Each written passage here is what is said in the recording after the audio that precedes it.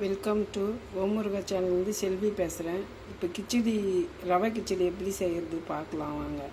அதுக்கு தேவையான பொருள் கேரட்டு, குடமிளகா, பீன்ஸு,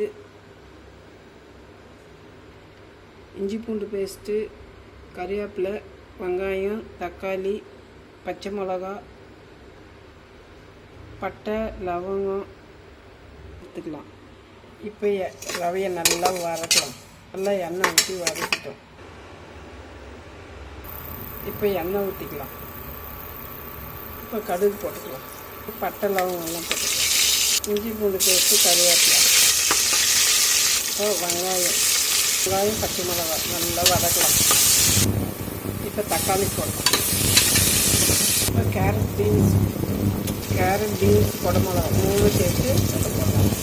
நல்லா வதக்கலாம். லைட்டாக மஞ்சள் தூள் போடலாம். இப்போ கல் உப்பு போடலாம்.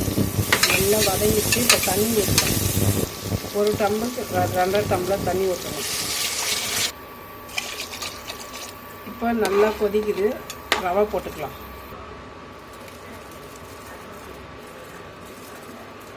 இப்போ எல்லா ரவையும் போட்டு கலக்கிட்டோம். நல்லா வேகுது.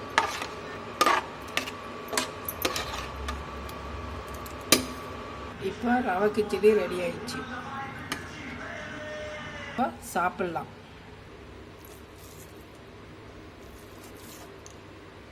இப்போ பாருங்கள் எவ்வளோ ஒரு டேஸ்ட்டாக செஞ்சுருக்கேன் கிச்சடி.